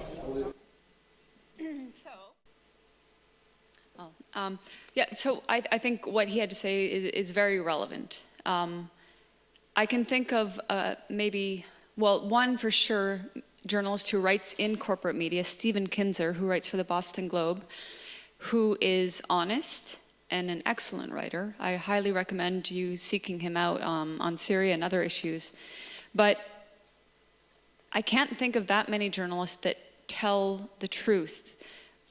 There are some that tell partial truths, but for those of us that want to write uncensored, as we've seen it, as we've been told by Syrian civilians, this is why we write for 21st Century Wire or Mint Press News or Russia Today, because they don't censor us. We're able to say what we want. We're not getting directives from them. I say, I want to write this. Interested? And they say, yes. So on that note, I want to address an issue and then follow up with how the corporate media is attacking, particularly Vanessa Beeley, on this issue. Now, the issue is because Vanessa Beeley's done her job and she's investigated thoroughly. This issue is the white helmets, and I know I hope you've all heard of them. They are one of the most glaring examples of a propaganda construct, as John Pilger called them. They call themselves the Syrian Civil Defense, and they purport to be neutral, and they're portrayed as valiant rescuers. They're lauded in Western media. They say they're nonviolent. They say they're volunteers. They say they've rescued tens of thousands of civilians. We can't know. They might have rescued some civilians. We can't know how many or whether they have. They are not neutral. They are very, very partial, exceptionally partial to Al-Qaeda and other extremists. They work only in these areas occupied by Al-Qaeda, Noor-Dina Zinki, and others. And their own social media shows them, many, many members, cheering on Al-Qaeda, holding weapons while they're still in their uniforms, cheering with Al-Qaeda, participating or being present at executions. Now, this is where I'd really like to recommend you look at Vanessa Beeley's work on 21st Century Wire regarding the white helmets and her YouTube again. Let me put that up. Because when she went to Aleppo and talked to civilians, and among the questions she asked, she said, do you know of the white helmets? And if I recall, they were kind of like, the what? But then when she said, dressed in white, oh, you mean al-Nusra's defense, al-Nusra's rescuers. And essentially, they were saying they gave aid, they gave help to al-Nusra and their members, and not to civilians. She has harrowing testimonies from civilians that needed treatment but were not saved by the white helmets.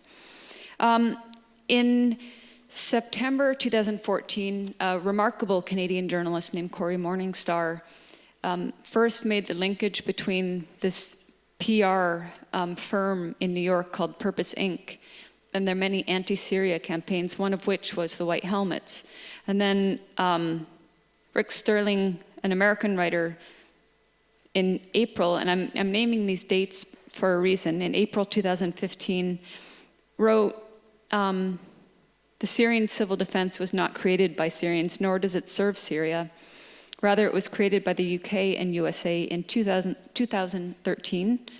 The program was managed by James Le Mesurier, never pronounced that, a former British soldier and private contractor whose company is based in Dubai.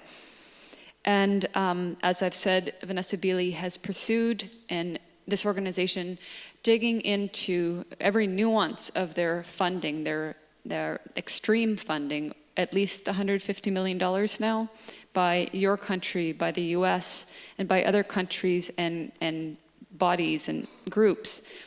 And also, she found, yeah, there's a Syrian civil defense, but they were established not in 2013, they were established decades ago. And they are volunteers, and they are saving people. And the White Helmets they've appropriated their name for this propaganda campaign. Now, I asked if I could quote Vanessa, and she gave me her permission. And she's written so many articles, but she said the media outlets are acting as megaphones for UK FCO foreign policy of regime change. The Oscar awards and nominations may give a veneer of respectability to these terrorist henchmen among the ruling elite, but it will never erase their crimes in the eyes of the Syrian people. And these days, history is not being written by the most powerful. It is being written by the people whose voices will no longer be silenced. White helmet propaganda has seduced droves of human beings with a genuine humanitarian reflex that has been exploited by the centerpiece perception-changing construct. The story told by the White Helmets media and PR agencies has elevated this Al-Qaeda support group to celebrity cult status. The world has fallen in love with what it should most horrify it, while the people of Syria have their voices asphyxiated by Hollywood glamour and transformational mass communication. A world has been created in which it's possible for Al-Qaeda civil defense to be honored on the stage at the Carnegie Hall. A world in which the architects of war are heralded as ambassadors for peace. This world would not be possible without the BBC, Channel 4, and The Guardian, who are at the center of the propaganda web that is engineering the terrifying truth out of the dirty war on Syria. So beautiful writing, and very honest and true. So I mentioned that because of her investigations, she is being harassed by corporate media, especially The Guardian, who, after all these investigations from various journalists, refuse to do their own investigation, refuse to ask the questions. Why do they need so much funding? What are they doing with $150 million when they're volunteers? Why are they carrying weapons? Why are they cheering with Al-Qaeda? Why? They're not asking any of these questions. Instead, what they do is they attack the messenger. In December, The Guardian had a tech writer based in California do a hit piece, primarily on Vanessa Beeley. She also mentioned me, 21st Century Wire, and Professor Tim Anderson, all of whom have been to Syria, some of them multiple times, like Professor Anderson and Vanessa and myself. And so this California-based writer, 2 months prior, had sent emails to both Vanessa and myself. And from the tone of her email, it became very clear she already had a story, as she put it, in mind, a very scripted story. She wanted something that she could use to plump up her story to make it seem authentic. So she wanted a quote from me, a quote from Vanessa, so that she could go on and denigrate us and smear us and slander us. We both smelled the trap very easily, but she did finally produce a piece. In the space of the 2 months, she wrote or produced or co-produced something like 24 articles. Many of them like Russia did it, some of them on tech again.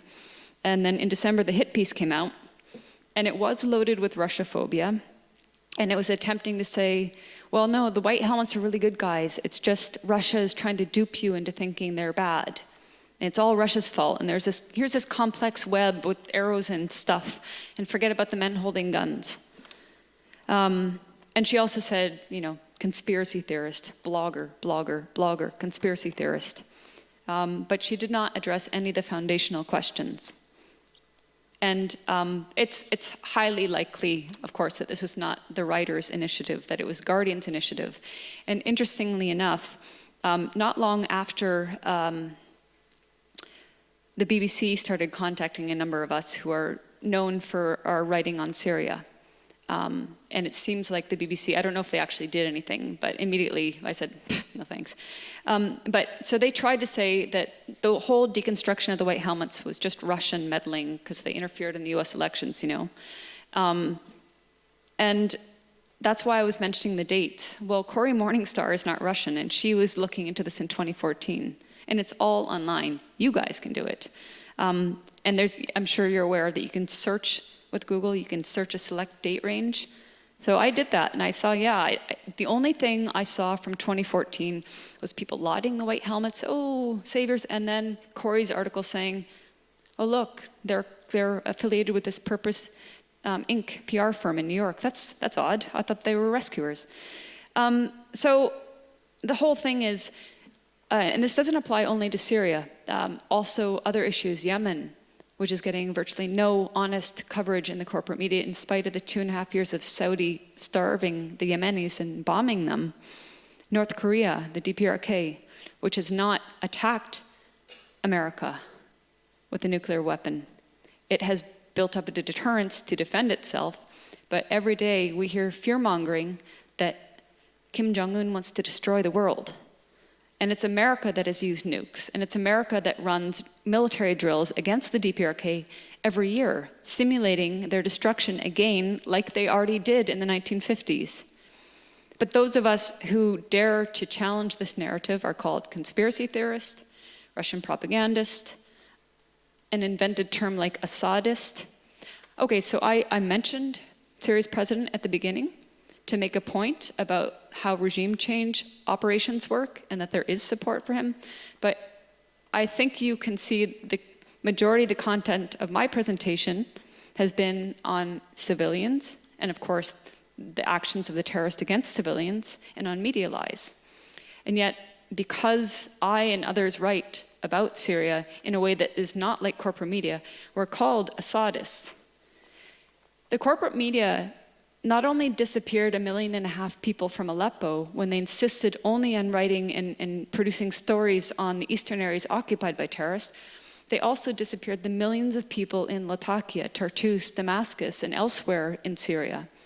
And one other thing they like to say is, well, you go to Syria on regime tours. Actually, no, we fight to get to Syria. We wait for months for visas. We pay for our own transportation and accommodation, and we risk the mortars and gunfire of the terrorist factions. I've had a sniper fire bullets that went right past my head outside the gates of Old Damascus, and we've all who've gone to Old Damascus experienced the terrorist mortars. Yet to denigrate us and discredit us, they say, they are attackers, the smearers say, well, how can you possibly know what's going on in Syria? You only went to so-called regime areas. I said there's 7 million internally displaced people in government areas. Go to Latakia. You can meet people from eastern Syria, from Aleppo, with very sad stories. And they've come there for safety. But also, even when they're in whatever government area, like I said, Aleppo or Damascus, they still risk being killed by these indiscriminate terrorist bombings. So, and if this does come up in question and answer, I'm going to say it right now. You can read on my blog, I wrote something about being called Russian propagandists. And any sort of derogatory term, you may use it, but I'm not going to reply to these questions or these statements because it's a tactic used to try to deflect from the truth of what's going on in Syria. What I care about, what all of us care about, is ending the illegal war on Syria. We care about Syria's future and the civilians who are being murdered and their futures robbed from them.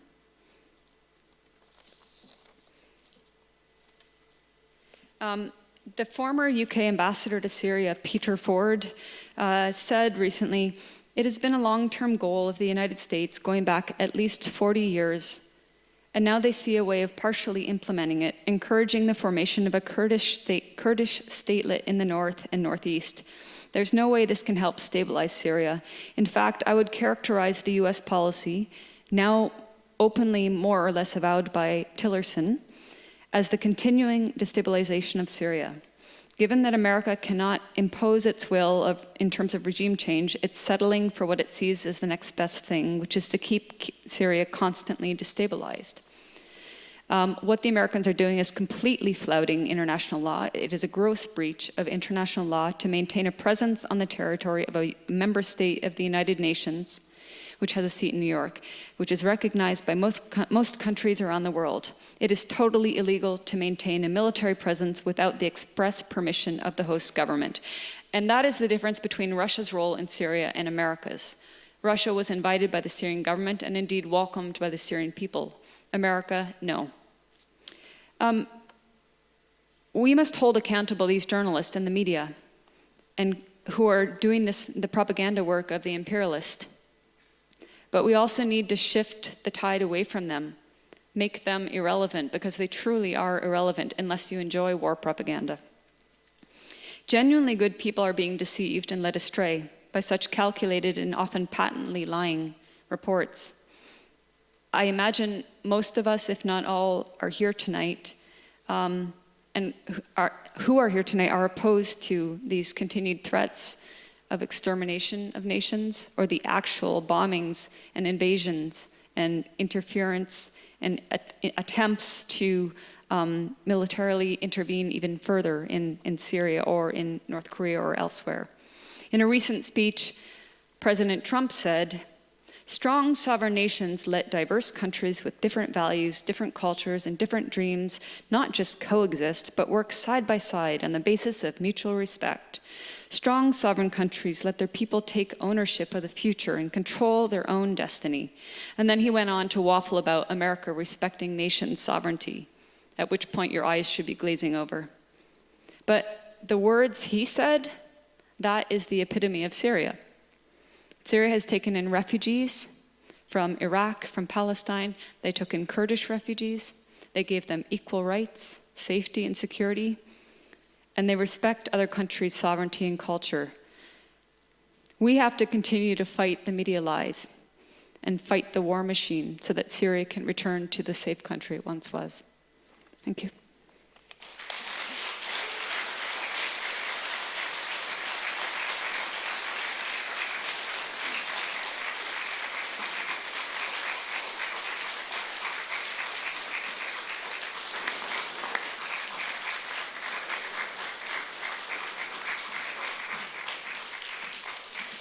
Thank you, Eva. It's really been quite shocking to see some of the lengths that our media has gone to try and dominate our opinion on what's going on over in Syria. And I'm sure there are many amongst you who have questions. So we're going to open the floor up for a Q&A session. The way we're going to run it is we have a microphone each side of the room. So if you want to ask a question, just line up. Yeah, if you have a question, just line up by the microphones. Can we just keep them concise and to the point, and just one question at a time? Sometimes people start to ramble into several questions at once, and it just gets very confusing. So please just keep your question nice and short and on point. Okay? Yes. I was just wondering why America needs to change the whole dynamic of the Middle East. Yeah, that's actually an excellent question, which I did not address. And it's complex, and I don't pretend to be an expert, but there are many factors at play. There are the pipelines that America and allied countries want to run through Syria.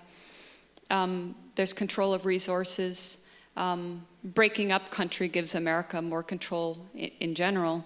And of course, Syria's strong support of Palestine and resistance to Zionism and support of actual resistance like Hezbollah is a factor as well. So it's not just about oil? I think oil is a major factor, but I think there are many other nuances. But yeah, many combination of factors together. Thank you. Thank you. Hi Eva, Jeremy here.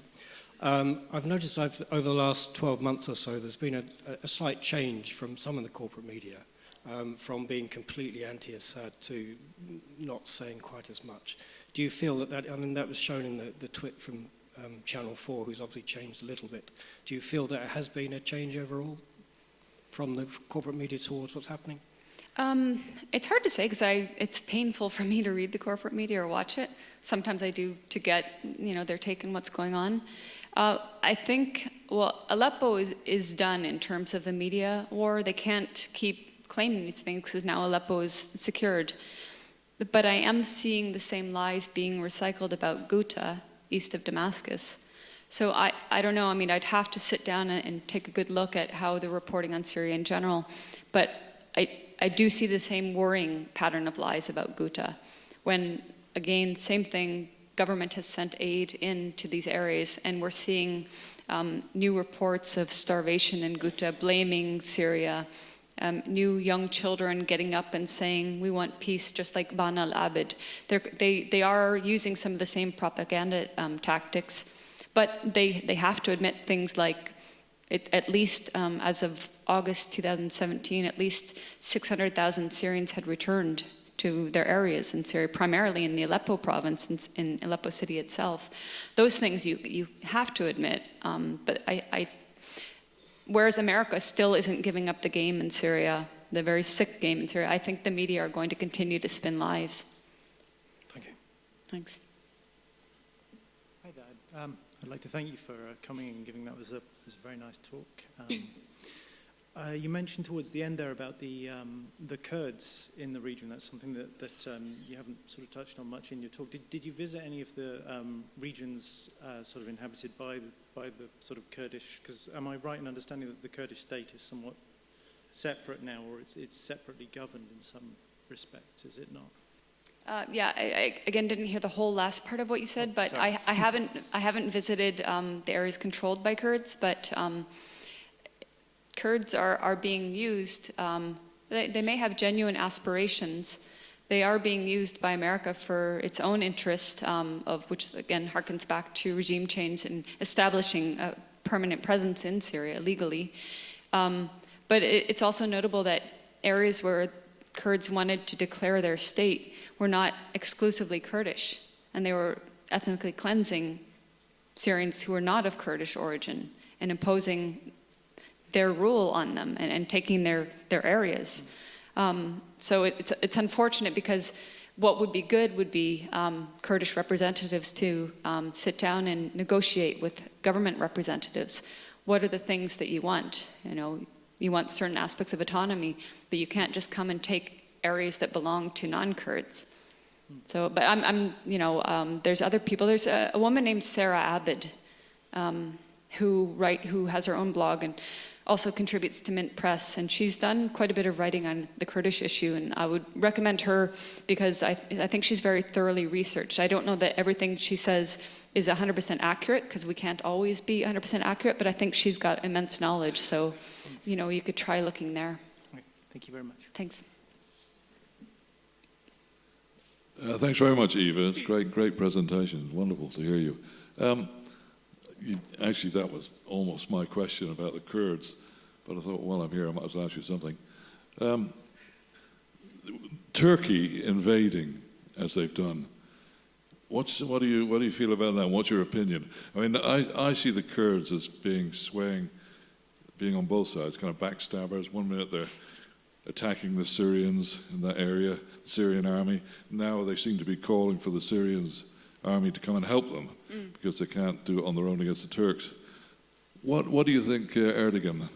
What's he up to in Syria? Well, also bear in mind that I've been traveling the last many days, so I did take some time today to try to find out what's the latest in that area, Afrin, and I saw conflicting reports. I saw one report saying that Kurdish representatives there did ask for the Syrian Arab Army to come and support them because Turkey has been, they have some operation called Olive Branch or something like that, in which they bomb the hell out of Kurdish areas, extending an olive branch. It's so absurd. It's almost like the Israeli names when they massacre Gaza. But I don't know for sure. I saw one report saying there were something like 2,000 Syrian soldiers heading for there to help the Kurds defend their territory. But I saw another report saying, no, we didn't guarantee or we didn't ask for them to come. And again, since I'm traveling, I don't really know what's transpired. But Erdogan has been one of the prime reasons for terrorism in Syria. You know, essentially funneling terrorists into Syria, opening the borders and sending them into Syria, and then letting them come back to Turkey with factories from Aleppo, and giving them, you know, safe haven in Turkey. So he definitely, I don't trust him. I mean, it's, in the end, it's up to the Syrian government. If the Syrian government can work with Erdogan and, you know, if he can, you know, stop doing what he has been doing this many years and supporting terrorists, that would be amazing, but I can't predict what will happen. I don't trust the man, but maybe he will realize that what he's been trying to achieve, he can't do anymore. But as far as the Kurdish situation, I think we just need to wait and see what's going on. I certainly need to access some news. Yeah, and I just want to make the point that it is actually Syria. It's not, it doesn't belong to the Kurds, that area. Oh, yeah. It's like what they've done in northern Iraq with the aid of the Israelis. They've taken over a whole swathe of northern Iraq, the oil-rich area around, is it Kirkuk or somewhere? But they plan to do the same, I think, in northern Syria, or in Syria. So Yeah. they can't be trusted.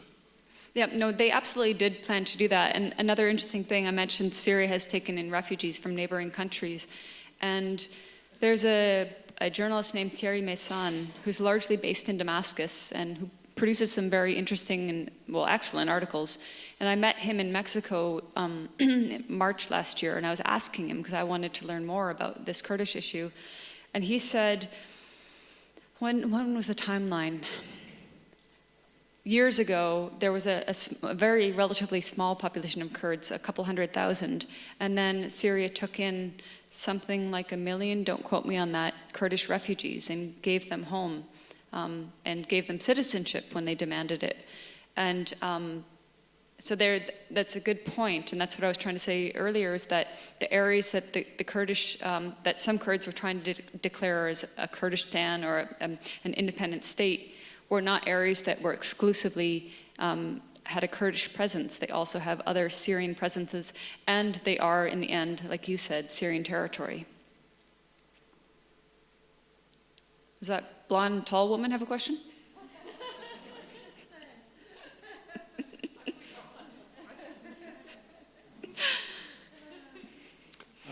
Again, thank you very much for an amazing presentation. Thank you. It's really good to hear you live. My question is about a democratic deficit. What you've demonstrated tonight is that there is alternative media sources that are arguing for a particular view of Syria, which is completely denied by the mainstream media. I spend my life complaining to Channel 4. I email Today regularly. I write to my local paper. I've been banned twice under different names on The Guardian in terms of their comment lists. My kind of solace is off Guardian as an alternative site and listening and reading New Century Wire and also, I've forgotten what it's called, UK election, UK News, your column, thank you. But it doesn't seem to matter that the mainstream media have got a particular view, which is inviolate. My MP is a Conservative. I come from South Somerset, and he's a Tory, so writing to him is useless. I discover that there is an arcane law in our Parliament that if I actually write to the Secretary of Defence, that as I'm not a constituent of hers, she is under no compunction to reply to my requests. given this kind of process where we are kind of alternative movements on trying to develop a vision which is different, for 2 questions, I know I'm not allowed. One, do you feel you're winning? Is there an improvement or a gain in alternative sources of the media that is actually having some purchase somewhere? And the second, in a general kind of understanding about protest, which seems to be futile, how would you recommend that we continue the fight? Because the speakers are further back, I actually couldn't clearly hear your 2 questions, or maybe I'm got bananas in my ears, I don't know. Rephrase it, but just be just to the point. Well, the first question is about democratic deficit. Do you feel that you are winning the battle? That given the fight against mainstream media in the way that this is portrayed, do you feel that you and Vanessa and all of the other people who are working in this area are gaining ground? Do you feel we are winning? But let's also, just leave it there and let Eva answer that one, if that's okay.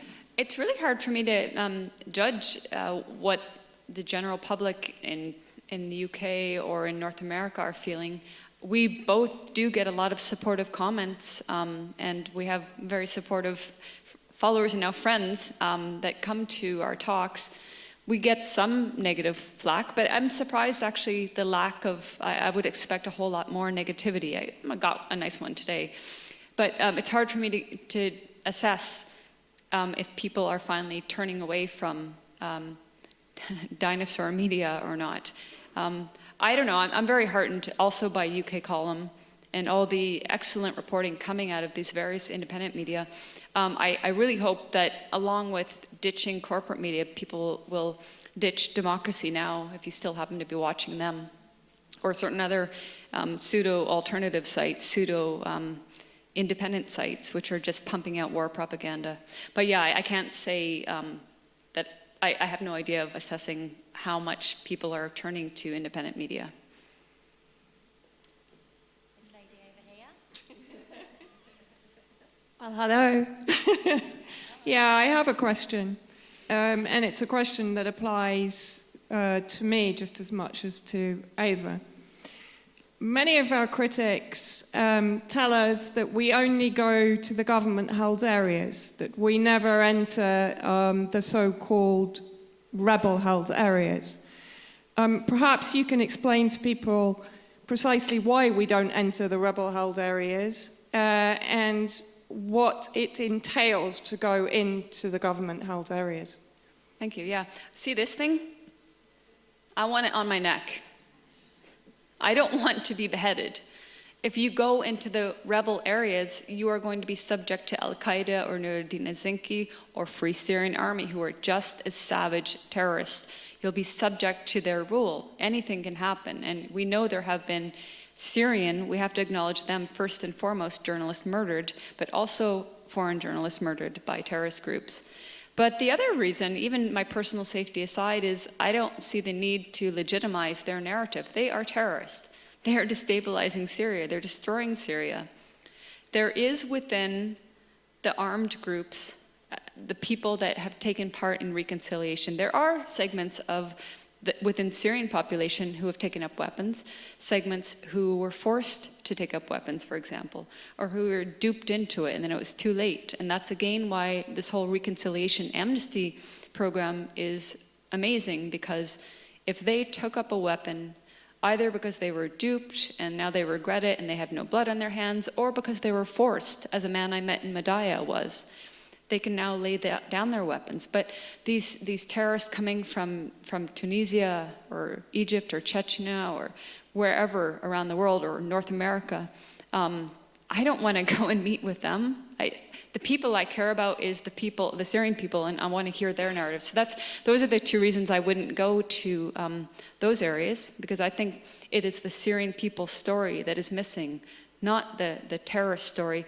And the other thing is, and I'm not sure if you heard it, but I was saying both of us and other people like us, we don't get handed visas on a silver platter. I've gone 2 times to Syria with delegations. Once was with a peace delegation. The second was also a peace delegation, but with Ramsey Clark, who was a former Attorney General in the States, Cynthia McKinney, who was a former Congresswoman, and other anti-war activists. So on those 2 occasions, it was easy for me to get a visa because I simply they did the work for me. But on the 5 other occasions, I had to submit visa applications and wait. And I did this by taking a shared minibus in Lebanon to the Syrian embassy, and another one, and then walking, and then submitting my form, and waiting well over a month to get my visa. And there have been occasions where, I don't know why, I didn't get a visa. So it's not like the government rings me up and says, hey, we need you to come and do a story. And it's the same for Vanessa. And then once you're there, once you get the visa, you of course have to pay for it, and you have to arrange your transportation. And I take a shared taxi with usually 3 other normal Syrians and pay about $20 US. And when I get to Damascus, I stay in simple accommodation, nice, because the owner gives me a discount, but it's not 4-star where the corporate media journalists stay. It's a nice old Damascene house in old Damascus. And when we go to Aleppo, it's not cheap. There was a time in August where, because Aleppo, the southern road was too dangerous due to terrorist mortaring and shelling, the northern road had been just recently opened. It was called Ramusi. And Vanessa and I went there, but because it was still being mortared and it was quite dangerous, the taxis, it was risky for them to go, and when they went, they had to stay in Aleppo. This meant we had to pay $200 each way to go to Aleppo. And no government was paying this for us. We scrape our money together, we fundraise, or we save money, we do odd jobs to get to ourselves to Syria, and then the media turns around and accuses us of being given a regime tour and just touring around Syria doing nothing. So her question, I think, is very important because people don't realize how hard it is, and I respect the government's right to follow through their own security policies, and like any country, you have to get a visa. If Vanessa Beeley wants to go to America, maybe you can explain, if you don't mind, Vanessa, the process of you as a British citizen trying to go to America now. Because it's quite ironic for a state that's talking about how strict Syria's laws are. Yeah, basically because as a journalist, I've visited Iran, Iraq, and Syria. And I don't think Russia's quite on the list yet, but it certainly wouldn't be in my favor. I no longer have the privilege of a visa waiver to go to the United States. I have to apply for a visa which can take up to 3 months. And I think another important point to make here is that Western media often bleats that they can't get a visa to go to Syria. But actually, there's an excellent article written by a good colleague and friend of ours, Sharmeen Nawani. And I can't remember the title of it, but if you simply Google Sharmeen Nawani no visa, you'll get the article up on Al Akbar English, which I think is one of the most damning indictments of the lily-livered Western journalists who went to Syria to lie and to produce propaganda against not the Syrian government, against the Syrian people. Because I think if we take President Assad out of the discussion, the Syrian people would continue dying to defend their secular culture. I was speaking to a number of martyrs' families when I was there in the last few weeks, and what they told me is when all their young men have been killed, the young women will go and fight. And when all the young women have died, then the old people will take up arms and defend their country. So the journalists that went into Syria to denigrate this society and to undermine this society, to destabilize this society, don't deserve visas. And in the same way as the United States is putting blocks on anybody that negates or contradicts their narrative and their geopolitical objectives, the Syrian government also has the right to put blocks on people that are basically destroying their country and murdering their people. But that said, Lise Doucet continually goes to Syria, and I think now you had an encounter with her last time you were there. I certainly had an encounter with her, and she lies on Syria. We were in the same children's hospital, seeing children who had been maimed by terrorist mortars, and Mother Agnes Mariam, a Lebanese Palestinian nun who's lived in Syria for years, asked Lise to say, are you going to report honestly? Yes, yes, yes, yes. Will you report that the terrorist fired mortars and injured and killed 1 child and injured 60 children? Yes, yes, yes, yes. Lise to say later wrote a report basically saying, well, it's believed that the government is shelling its own people to blame the rebels, I'm sorry. Just want to say thank you very much, Eva, for doing this. I know this is a massive whistle-stop tour for you. Greg Sharkey was telling me that the after party was still going on at 6 a.m. in Derry the other night when you were over there. So you must be exhausted. So thank you. Thank you for Sheila for organising it, and for Vanessa and so many others. My question is particularly about media strategy and trying to hold these corporate journalists to account. I think everyone in the room is pretty frustrated with the corporate media, the BBC and ITN that we have here in the UK. And we probably expect the same kind of thing from CNN and NBC. We like to challenge journalists all the time. We think they should be accountable. If they're on a public Twitter page and they have their own account, they should be accountable. Most of them ignore us. I sent one Guardian journalist, Daniel Buffy, a copy of, or a link to one of Vanessa's articles last year, and he just wrote back, is it snowing in Moscow yet? I mean, the implication being that I'm some kind of Kremlin stooge. So some of them respond back, some of them will just ignore you. I remember writing to the BBC in 2011, they had a live footage, it said live on BBC Breakfast News of Libya. They said this is Green Square in Tripoli. And I was looking at it and I was thinking, if the flags are wrong, these are Indian flags. Yes. And it turned out it was footage from 2 weeks before of an anti-corruption protest in India. And they wrote back to me and said, "Oh, really sorry, we just got a mix-up in the feed room." So amazing. We have to keep exposing them. But do you have any particular strategy for sort of challenging the media themselves? I don't know. I tend to be snarky with them. I don't know that that does any good, but I don't. I had an encounter, the man that spoke in the video about being censored on his reporting in Iraq, that was at a panel in Montreal, Canada, in January 2017. And there were the two journalists, one of them he referred to with La Presse, had been trying to get in touch with me. And after I looked at their social media pages, especially Twitter, I thought, like, no way, this is a setup. So I didn't want to do the interview. In the end, I ended up doing it simply because somebody from Montreal said, no, it's going to be okay, you should do it. And as it turned out, I didn't see the second journalist's report, but the first one issued a smear on me. Now, she took issue with the fact that I wear this. I wear a bracelet with the flag, not of the Syrian army, but of Syria on it. And I also wear a bracelet that says, hands off Syria. I'm an activist and I'm a journalist. And I believe very strongly we cannot sit on the fence. We cannot be divided. We cannot say, well, you know, both sides. Nah. No, it's a war on Syria. And so I have to, even though I'm writing as a freelance journalist, I also have the right to use my voice as an activist and say, I strongly support the sovereignty of Syria and its people in liberating their country of terrorism. But so she tried to attack me about this. I, at the time, was very busy because of the whole UN thing, and I just didn't have time to write a rebuttal, and then I just thought, oh, it's past. But when the Guardian smear piece came out, I decided to address Snopes, Channel 4, and this little La Prostitute. And one thing I pointed out, in addition to all the non sequitur straw man arguments that she had used, was that she was in Libya. And don't you know it? She was there with a rebel holding a gun, looking really happy. And she had the audacity to call me unprofessional because I wear this on my wrist. And this just goes back to what you're saying, like BBC, oh, sorry, India. Oh, sorry, it's not Hula, it's Iraq, sorry. You know, and Robert Stewart, I don't know if you're here tonight. Are you here, Robert? No, I don't think he is. No? Okay, well, he attended my talk in London last night.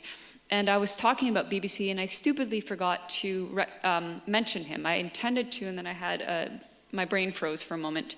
But he's done an impeccable job of looking at, what is it called, BBC Panorama? And just amazing how the BBC has lied in that instance alone.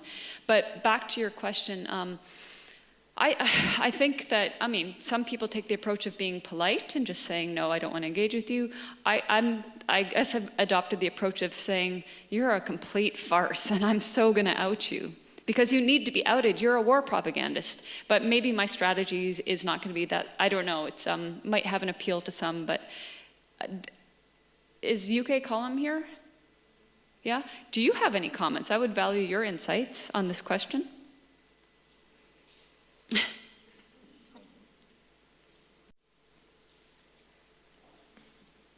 I think this comes back to the question of are we winning? And I think we are winning, and I think the signs that we're winning are the absolute hysteria of the mainstream media to what's going on in social media, what's going on in the alternative media. I think that there was a survey published, the results were published in the Daily Mail 2 weeks ago, showing that 83% of people in the United Kingdom, according to this survey, no longer trust the BBC. Wow. Pew Research in the United States have just published some surveys showing that 50% of people in the UK do not trust the mainstream media at all. So whether there are more people coming to alternative media or not, I can't say, but I can say that certainly alternative media is suffering because of the results of Google censorship, Facebook censorship, this kind of thing. And I think that if alternative media was not being successful at what it's doing, we wouldn't be seeing the reaction from mainstream media and from the big social media networks to what we're doing. So everybody that's involved in social media, in alternative media, I think deserves some applause, perhaps not us necessarily, but you guys and Vanessa, because the effects that you're having, particularly on this issue, the anti-war issue, is really causing angst to the establishment. That's how I see it. Thank you very much. One of the things I've taken from the talk today is to try to listen to what people on the ground rather than what the media is reporting, and that's been helpful. But I was moved a couple of years ago by, and it was a Radio 4 consultant working in a hospital in Syria, and he was saying that he was treating civilians who had been, they had had cluster bombs dropped on them by the Assad, he was saying it was the Assad regime, and the bombs had been manufactured in Russia. And I don't know, but that was somebody on the ground who was working in a hospital, so that seems, so perhaps that report worried me. I don't know whether you've got anything that you'd like to say about that. Do you happen to know the doctor's name? I can't remember. Was it, what's the guy's name? Shahar? He was a British doctor. Yeah, there's a well-known British doctor, but go ahead. It was Dr. Knott. Yeah. And Dr. Knott is actually a board member on Medics Under Fire, another organization that has been created to produce propaganda from within terrorist-held areas. So yes, Dr. Knott has been on the ground in Syria, but I suggest it's a good question to ask him which areas of Syria and under whose control.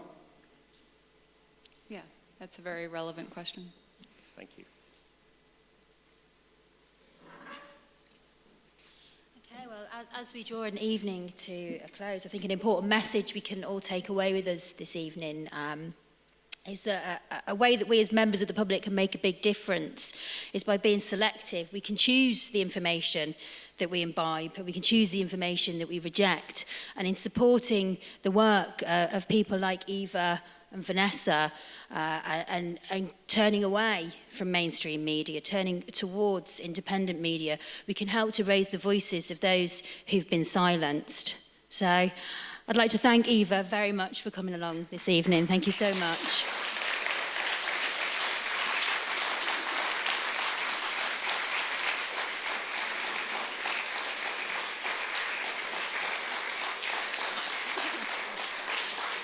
And thank you all for coming as well. Good night.